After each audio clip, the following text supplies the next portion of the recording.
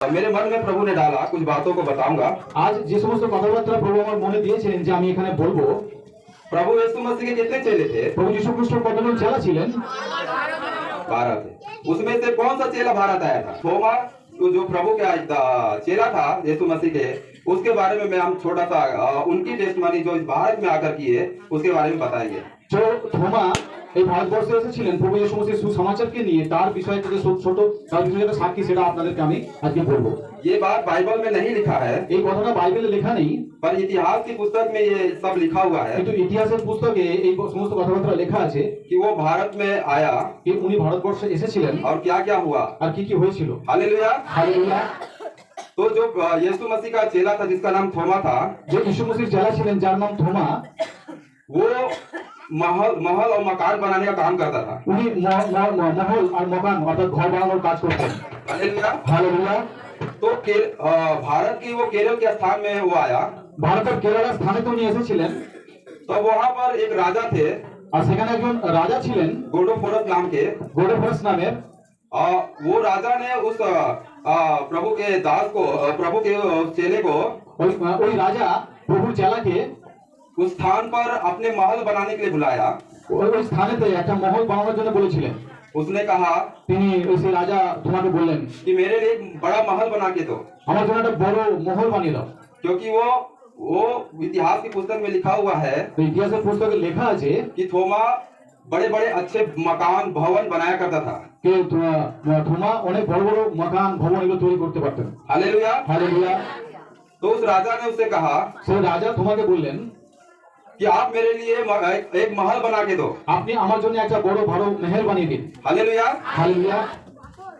तब उसने थोमा के लिए बहुत सारे पैसे ला कर दिए, তখন থোমাকে সেই সমস্ত বানানোর জন্য অনেক টাকা পয়সা নিয়ে এসে দিলেন उस महल को बनाने के लिए। সেই महलকে বানানোর জন্য। तब उस चेले ने, थोमा ने, তখন ওই চেলা থোমা उन सारे पैसों को गरीब दुखी और लोगों को बांट दिया। সেই সমস্ত টাকা পয়সা গরিব দুঃখী সমস্ত মানুষদেরকে দিয়ে দিয়েছিলেন। पैसों को यूज किया আর সুসমাচার প্রচারের জন্য সমস্ত পয়সাকে ব্যবহার করেছিলেন। और फिर वो राजा उसके पास मिलने आए সেই রাজা যখন ওনার সাথে দেখা করতে এলেন और पूछा कि मेरा महल बन रहा है क्या? আমার যে ঘর যে মহল আপনাকে বানানোর জন্য দিয়েছিলাম তা তৈরি হয়েছে কি? तो उसने कहा हाँ बन रहा है। তো সেই যে দাস প্রভুর দাস থোমা রাজাকে বললেন হ্যাঁ তৈরি হচ্ছে। और उन्होंने उसको और पैसा दिए। আর তারপরে উনি আরো ওনাকে পয়সা দিলেন। तब उन पैसों को उन्होंने फिर से गरीब दुखियों को बांट दिया। फिर ওই পয়সাকে তিনি আবার গরিব দুঃখীদের মধ্যে দিয়ে দিলেন, বিলিয়ে দিলেন। हालेलुया। হালেলুয়া। और इसी तरह फिर और एक दिन आया আর তারপরে এরকম একটা দিন এলো जब वो पूछे थोमा से যখন রাজা তোমাকে জিজ্ঞেস করলেন कि मेरा महल कहाँ बना है? আমার যে মহল কোথায় বানিয়েছেন? तो उसने कहा তা উনি বললেন कि आपका जो महल बना है वो जीते जी आप नहीं देख सकते। আপনার যে महल তৈরি হয়েছে সেটা আপনি জীবিত অবস্থায় থেকে দেখতে পাবেন না। तब वो राजा बहुत क्रोधित हुआ তখন সেই রাজা খুব রেগে গেলেন, क्योंकि उसने बहुत सारे पैसे उसको दिए थे কারণ অনেক পয়সা সে তোমাকে দিয়েছিল। और उसको वो मारने के लिए सोचने लगा। তো রাজা তাকে মারার জন্য চিন্তা করলেন। उसी बीच में সেই সময়তেই राजा का एक छोटा भाई था, রাজার একটা ছোট ভাই ছিল, वह मर गया। সে মরে গেল। हालेलुया। হালেলুয়া। और राजा अपने छोटे भाई को बहुत प्रेम करते थे। আর রাজা তার ছোট ভাইকে খুব ভালোবাসতেন। जब वो राजा का भाई जब मर गया, রাজার ভাই যখন মরে গেল, হালেলুয়া, हालेलुया, तब उसका छोटा भाई स्वर्ग में गया তখন তার ছোট ভাই স্বর্গে গেল।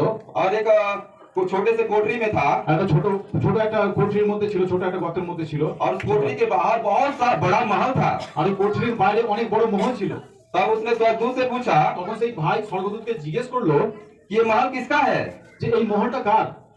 तब वो स्वर्गदूत ने बताया তখন সেই স্বর্গদূত ওই রাজার ভাইকে বললেন कि आपके बड़े भाई का महल है, आपके बड़े भाई का महल है এটা আপনার বড় ভাইয়ের মহল जिसने थोमा ने बनवाया है। যেটাকে থোমা বানিয়েছেন। हालेलुया। হালেলুয়া। उसके बाद তারপরে स्वर्गदूतों ने उसे স্বর্গদূত তাকে फिर से धरती में भेज दिया তারপরে তাকে আবার পৃথিবীতে পাঠিয়ে দিয়েছে कि आप अपने भाई को बताओ। তুমি যাও যে তোমার ভাইকে বলো। तब वह फिर से शरीर में आ गया फिर से যে মরে গিয়েছিল সে ভাই फिर से আবার রিটার্ন শরীরে এসে গেছে और जिंदा हो गया। আর জীবিত হয়ে গেছিল। और ये जीवित कथा है। আর এটা জীবিত কথা। हालेलुया। হালেলুয়া। तब उसके भाई ने कहा তখন তার ভাই সেই রাজাকে বললেন भैया ভাইয়া मुझे आपके महल में थोड़ा रहने के लिए जगह मिलेगा क्या? ভাইয়া আপনার যে মহল তৈরি করেছেন সেখানে থাকার জায়গা আমি পাবো কি? हालेलुया। হালেলুয়া। तब उसने कहा कहाँ है मेरा महल? কোথায় আমার মহল কোথায়? तो वो कहा তো বললেন मैं जब स्वर्ग गया যখন আমি স্বর্গে গিয়েছিলাম तो बहुत सुंदर महल অনেক একটা ভালো খুব সুন্দর একটা মহল आपके लिए रखा गया है। আপনার জন্য রাখা আছে। हालेलुया। হালেলুয়া। तब उसका मन তখন তার মন थोमा को जो मारने के लिए था ধোমাকে যাকে মারার জন্য ছিল রাজার মন वो बदल गया সঙ্গে সঙ্গে পরিবর্তন হয়ে গেল। और उसी समय से वे प्रभु यीशु मसीह को ग्रहण कर लिए তখন থেকে সেই রাজা প্রভু यीशु मसीह কে গ্রহণ করে নিলেন और दोनों भाई थोमा के साथ सेवा करने लगे। আর দুজন ভাই থোমার সঙ্গে সেবা করতে শুরু করলেন। हालेलुया। হালেলুয়া। ये सब कहानियां काल्पनिक नहीं है, আর এই যে কথাবার্তাগুলো বললাম যে সাক্ষী দিলাম তোমার তা কিন্তু কল্পনা নয়, কোনো কাহিনী ये নয়। सब बातें सच है। এই প্রত্যেকটা কথা কিন্তু খুব সত্যি। जब आप जितना ज्यादा प्रभु की बातों को सुनोगे যতটা আপনি প্রভু বাক্যকে যত বেশি শুনবেন उतना ही आप प्रभु के नजदीक आते जाओगे, ততই আপনি প্রভুর কাছাকাছি আসতে থাকবেন। क्योंकि प्रभु ने कहा কিন্তু কারণ প্রভু বলেছেন सत्य को जानोगे तो सत्य तुम्हें स्वतंत्र करेगा। সত্যকে যেদিকে তুমি জানবে সত্য তোমাকে স্বতন্ত্র করবে। और सत्य यहाँ पर प्रभु के दास दासियों के द्वारा जो उनके अंदर है वो आप लोगों को दे रहे हैं। আর সত্য যা পরমেশ্বর এই দাস দাসীর মনে দিচ্ছেন তা আপনাদের মধ্যে দিচ্ছেন। जब आप उनकी अनुसार चलोगे যখন আপনারা ওনার অনুসারে চলবেন तो आपके परिवार में তো আপনাদের পরিবারে हर एक प्रकार की बीमारियां, সমস্ত প্রকারের বিমারি, समस्त प्रकार की गरीबी সমস্ত প্রকারের গরিবী, और हर एक हालात সমস্ত হালাত बदल जाएगी। বদলে যাবে। क्योंकि मैं यहाँ पर एक गवाह हूँ কারণ আমি এখানে একটা সাক্ষী, क्योंकि परमेश्वर ने मेरे जीवन में मेरे परिवार में ऐसा किया है। কারণ পরমেশ্বর আমার জীবনে আমাকে এরকম করেছেন। जब मैं प्रभु को नहीं जानता था যখন আমি প্রভুকে জানতাম না तो हमारे मन में शांति नहीं था, আমার মনে শান্তি ছিল না, हमारे परिवार में शांति नहीं था, আমার পরিবারে শান্তি ছিল না, बहुत से दुख और तकलीफ में थे हम। আমরা অনেক কষ্টের মধ্যে ছিলাম। আমি पर जिस घड़ी से हमने प्रभु को ग्रहण किया যে সময় থেকে আমি প্রভুকে গ্রহণ করলাম और उनके साथ संगति करते रहे, আর তার সঙ্গে যোগাযোগ করতে লাগলাম, সংগতি করতে থাকলাম, वैसे ही हमारा जीवन में प्रभु अपने आशीष और जीवन को उड़ेलते रहे। তখন থেকে প্রভু আমাদের জীবনে তার আশীর্বাদকে দিতে থাকলেন। आज हम पीछे की ओर जब देखते हैं আজকে আমি যখন আমার পিছনকে দেখি तो हमें लगता है তখন আমার মনে হয় हे प्रभु काश हमें और जल्दी मिल जाए होते। যে কাশ প্রভু আপনি আমাকে আমার মধ্যে আমার জীবন আরো তাড়াতাড়ি আসতেন। जो जीवन आपके पास है वो हमें अब तक नहीं मिला था।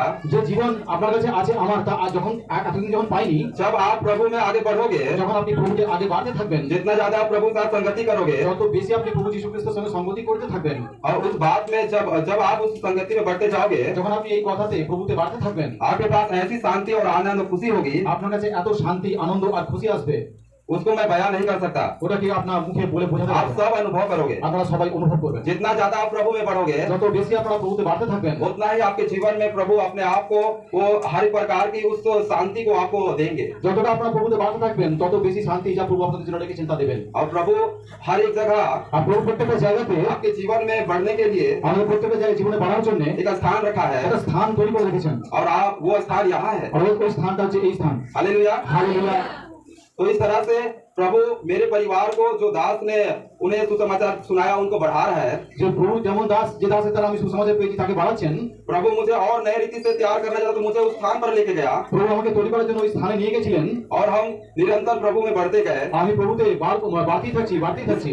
इसका वजह यह है कि हम प्रभु के दासों के नजदीक रहे এর কারণ এটাই যে আমি প্রভুর দাসদের সবসময় কাছাকাছি থাকতাম और उनकी सिखाए वचनों को हम सीखते रहे আর তার দ্বারা যে বচনকে তিনি শেখাতেন তাকে আমি শিখতে থাকতাম और अपने जीवन में पालन करते रहे। আর সেটা আমি আমার জীবনে সবসময় পালন করতে থাকতাম। और हमारे जीवन में इस तरह प्रभु बहुत ही हमारे जीवन में कितनी भी तकलीफ आ जाए, আমাদের জীবনে যত কষ্ট এসে যাক না কেন, फिर भी हमें वो तकलीफ नहीं दिखता, তবুও আমার জীবনের মধ্যে ওই কষ্টকে দেখতে পাওয়া যায় না। क्योंकि प्रभु आपके अंदर ऐसी शांति को उड़ेल देते हैं কারণ প্রভু আপনাদের জীবনে এমন একটা শান্তিকে দেবেন कि कितने भी दुख रहे, যে কোনো ধরনের কষ্ট হোক না কেন, उस दुख में आपको कोई चिंता नहीं होती, ওই কষ্টের মধ্যে আপনার কোনো রকম চিন্তা হবে না। क्योंकि परमेश्वर आपके साथ चलता है, কারণ পরমেশ্বর আপনাদের সঙ্গে চলবেন, क्योंकि परमेश्वर का वचन आपके अंदर है। কারণ পরমেশ্বর वचन আপনাদের ভেতরে আছে। परमेश्वर ने कहा अपनी सारी चिंता मुझ पर डाल दो। পরমেশ্বর বলেছেন তোমার সমস্ত চিন্তা আমার উপর দিয়ে দাও। हालेलुया। হালেলুয়া। तो आप जितना ज्यादा प्रभु में और प्रभु की संगति में रहेंगे, আপনারা যত প্রভুতে আর প্রভুর সংগতিতে থাকবেন, आपके जीवन में परमेश्वर का प्रकाश बढ़ता जाएगा আপনাদের জীবনে পরমেশ্বরের প্রকাশ বাড়তে থাকবে। और निरंतर आपके जीवन में आप परमेश्वर की ओर से आने वाले उस बहाव जीवन को पाते जाएंगे। আর আপনাদের পরমেশ্বরের জীবনে বারবার পেতে থাকবেন, পরমেশ্বরের জীবন থেকে যে আশীর্বাদ তা পেতে থাকবেন। हालेलुया। হালেলুয়া। तो हमें घर रोटी मकान के लिए प्रार्थना करने की जरूरत नहीं है। আমাদের ঘর রুটি ঘর বাড়ির জন্য প্রার্থনা করার কোনো প্রয়োজন নেই। हमें प्रार्थना करने की जरूरत है আমাদের প্রার্থনা করার প্রয়োজন এই যে कि प्रभु आपके आज्ञा को पालन करने सिखाओ। যে প্রভু আপনার আজ্ঞাকে যেন পালন করতে পারি।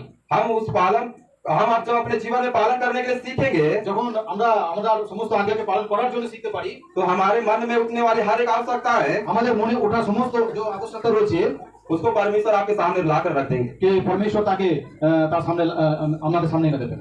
हालेलुया। हालेलुया। तो जितना आप परमेश्वर की आज्ञाओं को मानेंगे